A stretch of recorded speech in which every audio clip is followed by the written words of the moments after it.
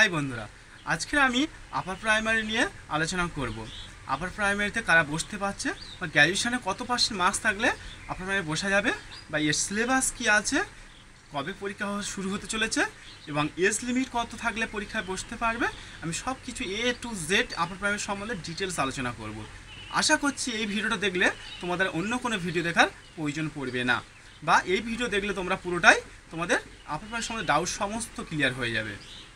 তো ভিডিও শুরু করার আগে অবশ্যই বলবো ভিডিওটাকে লাইক ও শেয়ার করে দাও প্রচুর পরিমাণে, যাতে বন্ধুর কাছে এই ইনফরমেশন চলে যায়। শুরু করা যাক তাহলে। ফার্স্ট যেটা নিয়ে আলোচনা করব সেটা হলো যে কারা এই এক্সামে বসতে পারছে। তো যারা যে সমস্ত ক্যান্ডিডেটরা ডিএলএড করেছো, তোমাদের যদি গ্র্যাজুয়েশন পাস বা অনার্স হোক, তোমরা যদি গ্র্যাজুয়েশনটা করে থাকো, যে কোনো পার্সেন্টেজ নাম্বার নিয়ে তোমরা এই আপার প্রাইমারিতে বসতে পারবে বা তোমরা যোগ্য বলে বিবেচিত হবে। তাহলে কি হচ্ছে, ডিএলএডের ক্ষেত্রে ডিএলএড থাকছে আর গ্র্যাজুয়েশন তোমাদের পাস করতে হবে। সে অনার্স হোক পাস হোক, পাস মার্কস নিয়ে পাস করলে তোমরা আপার প্রাইমারিতে যোগ্য বলে বিবেচিত। এবার আসি বিএড ক্যান্ডিডেটদের ক্ষেত্রে। যারা বিএড করেছো গ্র্যাজুয়েশনের পরে, তোমাদের গ্র্যাজুয়েশনে আনরিজার্ভের ক্ষেত্রে 50% মার্কস থাকলে তোমরা এই আপার প্রাইমারিতে বসতে পারছো।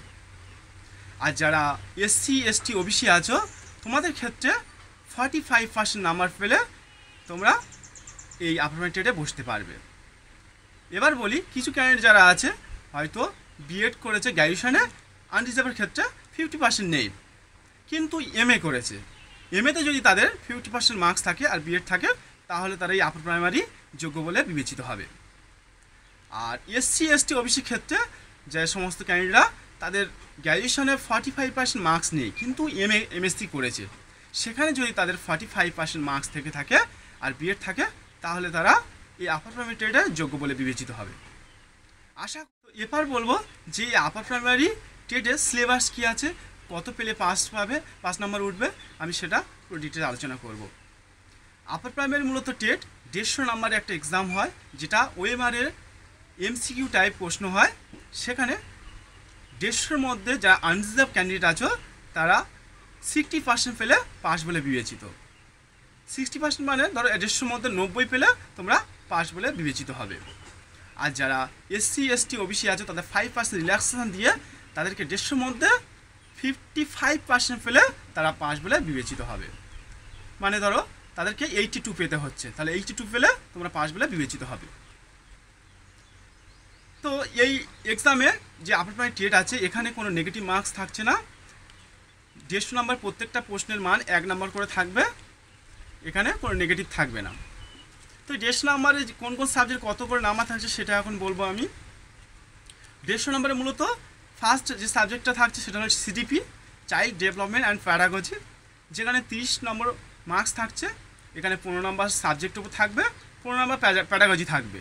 তো সিডিপিটা ধরো পুরোটাই প্যাডাগজির মধ্যে চলে যায়, এটা আলাদা করে বলার কিছু নেই। সেকেন্ড যে সাবজেক্টটা আছে সেটা হলো ইংলিশ। ইংলিশের ক্ষেত্রে 30 নম্বর মার্কস থাকবে, যেখানে 15 নম্বর সাবজেক্টের উপর থাকছে আর 15 নম্বর হলো প্যাডাগজি। এরপরে আসি বাংলা। বাংলাতে 30 নম্বর থাকবে, যেখানে 15 নম্বর সাবজেক্টের উপরে আর 15 নম্বর প্যাডাগজির উপরে। এরপরে এই তিনটে যে ইংলিশ, বাংলা ও সিডিপিটা, এটা সায়েন্স ও আর্টসের ক্ষেত্রে তিনটে কমন সেটা থাকছে। কিন্তু যারা ধরো সায়েন্সের মধ্যে বিলং করছে, সায়েন্স সাবজেক্ট নিয়ে পড়াশোনা করেছে, তাদের ক্ষেত্রে এরপরে যে পার্টটা আছে সেটা সায়েন্স ও আর্টসের ক্ষেত্রে দুটো ভাগ আলাদা আছে।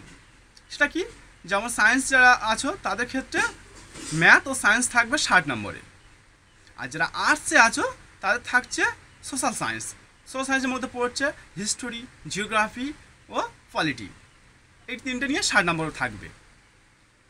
তো আরেকবার বলি, যাদের সায়েন্স আছে তাদের কী কী থাকছে, সিডিপি থাকছে, ইংলিশ থাকছে, বাংলা থাকছে, আর থাকছে কি সায়েন্স, ম্যাথ আর সায়েন্স, এই দুটোই থাকছে মূলত 60। তাহলে মোট টোটাল হলো 150।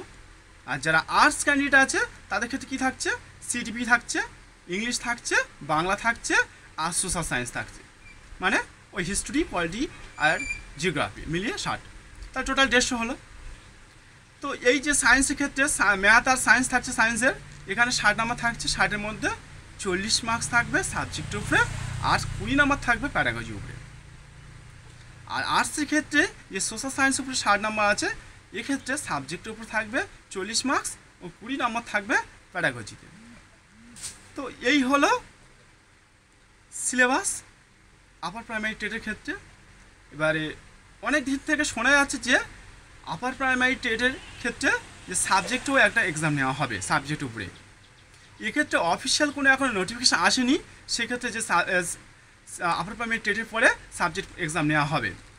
যদি অফিসিয়াল নোটিফিকেশান জানানো হয় আমি অবশ্যই ভিডিও এনে তোমাদেরকে শেয়ার করব। তোমরা অবশ্যই চ্যানেলটাকে সাবস্ক্রাইব করে বেল আইকন ক্লিক করে রাখবে, তার ফলে তোমাদের নোটিফিকেশান চলে যাবে।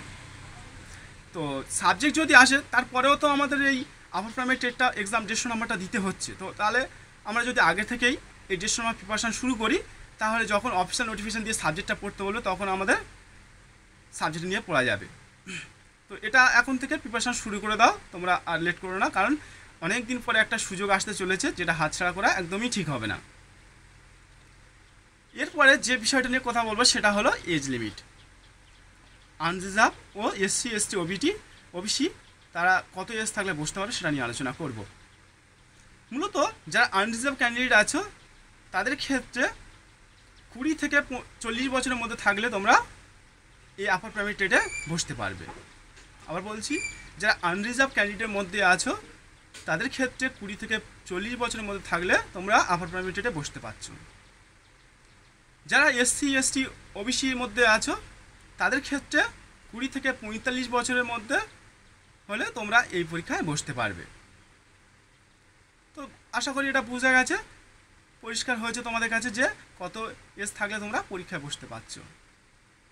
এরপরে বলবো যে কবে পরীক্ষাটা শুরু হতে চলেছে।